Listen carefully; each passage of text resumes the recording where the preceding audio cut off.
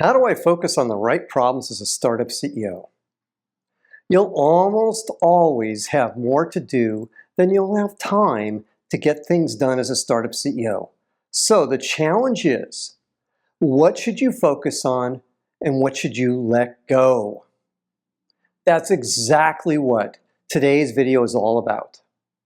Drawing on my experience successfully growing businesses to over $100 million per year in revenue, I want to walk you through this evolution, how a CEO's focus changes as the company grows, and how you can make sure you're always working on what matters most.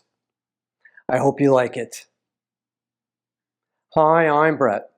On my channel, I help early stage startup CEOs like you raise money and grow your startup. So if this sounds like you, then hit the subscribe button and the bell so you get notified every time I release a new video. Let's get started. These first couple of steps will cover the founding phase, where it's you plus maybe a few other team members. The first step in this phase is step number one.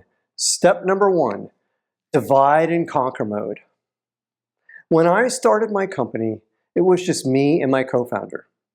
So what did we do? I developed the overall business plan, pitch deck, and strategy. And Jeroen developed the engineering plan. Plus, you're also the janitor, the admin, and everything else in between. This sounds simple enough, and it is simple. However, the way you want to work together at this stage sets the fabric for how your company will evolve over time. For example, we talked every day about how things were going. The talks were informal, but this started the process of building trust between me and the team. Even if it was just a team of two, you need to trust that when you give someone responsibility to do something, they will get it done. However, this doesn't mean you don't regularly check in to see how things are going. I'll get back to this later in the video.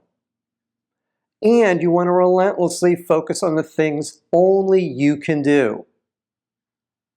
You're going to learn the most important word to a CEO, no. Get used to saying no. We need to focus on what we're doing. This theme of focus will keep recurring as your startup evolves. Now, let's move to step number two on our list. Step number two. You're always recruiting. Always. In our case, we needed to recruit a management team and an engineering team as one of our initial steps.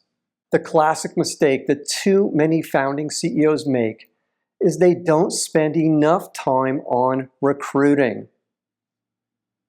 Don't make this mistake. Just to give you an idea, I was spending about 70% of my time recruiting when we started. If you can't recruit top talent, then you're not going to grow. Recruiting a great founding team is critical, so you need to prioritize recruiting to the top of the list. Successfully recruiting your team is also a critical signal to investors that your startup can scale. Finally, you want to interview at least the first 50 employees your company hires. Even if you're not technical, you'll want to interview the engineering candidates. First, they'll likely want to meet with you because you're the CEO. Second, you'll want to make sure they fit the company culture. This is something you can't ignore.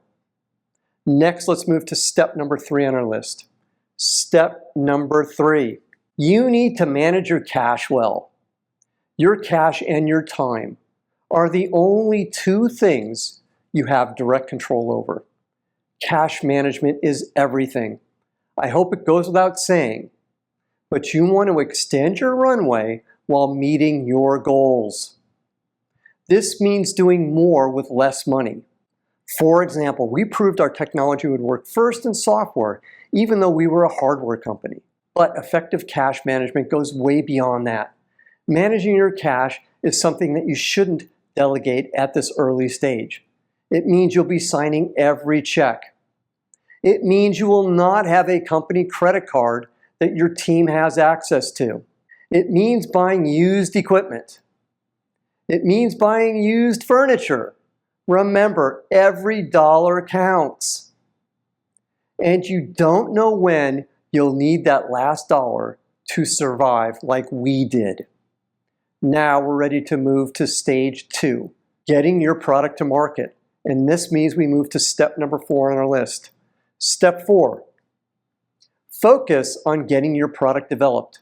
You've built whatever team you need to get your initial product or service to market. There are 2 focus areas for you and your team at this point. The first is developing the product or service on spec and on schedule. The key is communication and a detailed schedule. One of the smartest things Jeroen and I did was have a weekly engineering review meeting. In this meeting, Jeroen and his team reviewed every line item to make sure it was on schedule. Beyond the meeting, Jeroen was constantly meeting with his team. He built trust between himself and the team, getting them to tell him about problems immediately. This is incredibly important. And he did this so that he could take action immediately. The themes you set up in stage 1 will serve you well as your company continues growing your company. The biggest mistake you can make is not paying attention to the details. That's why I attended the engineering meeting, because I wanted to show my support and I wanted to demonstrate how critical this effort was. This moves us to step number 5 on our list. Step 5, focus on your go-to-market strategy. The second piece of getting your product to market is your go-to-market strategy. This will vary for every company. However, you'll need a detailed plan of what needs to be done and when it needs to be done, or your product launch, your product revenue, and your ability to raise your next round of funding will suffer. Most companies, including ours, will need to develop a website. In addition, we had a long tail customer strategy. So we need to sign up distributors and make sure they were stocked with product in advance of our launch. We also needed to develop detailed support material for our products. Finally, we had to generate publicity about our company and products, since we would be coming out of stealth mode. Again, we used the divide and conquer strategy. Adolfo, my co-founder and VP of marketing, and I divided up the tasks we needed to complete. And just like with engineering, we set up a weekly marketing review meeting, allowing us to catch any issues early. This moves us to step number 6 on our list. Step 6, recruit, recruit, recruit. Yet again, the focus on recruiting is never ending as you're building your company. You can't ever stop recruiting. If you don't realize it already, you will soon enough. That your ability to scale will be your ability to continue recruiting great people. You have to continue prioritizing recruiting. Even if you don't have any open requisitions, you'll need to always have a stable of available talent ready to join your team. Now let's move to stage number 3, the beginning of scaling. Your product is in the market and sales are growing. Now you need to scale. And this moves us to step number 7 on our list. Step 7, focus on scaling your management team. Early stage startups are usually very dependent on you, the CEO.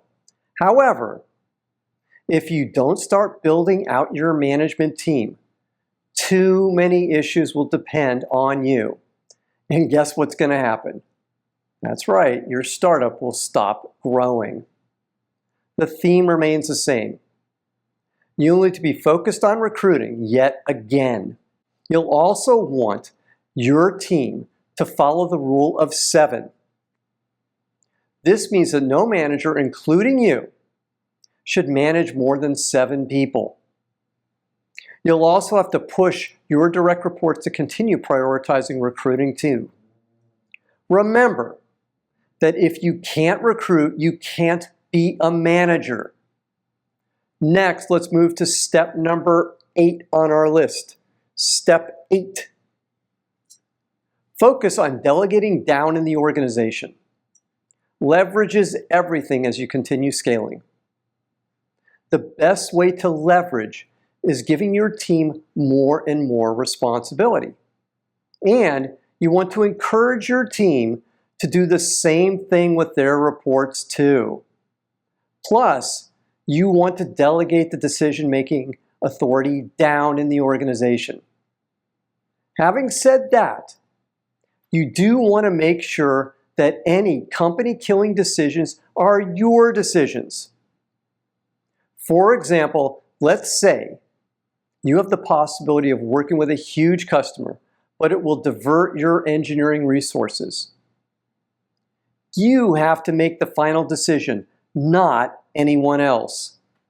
I hope you get the idea. Now let's move to step number 9 on our list. Step 9. Focus only on the things that you can do. This is your golden rule. You should have a pretty complete team at this point, so you want to delegate everything you can to the team, while you do the things only you can do. These tasks are recruiting, fundraising, meeting with your investors and board members, and being the closer on major deals.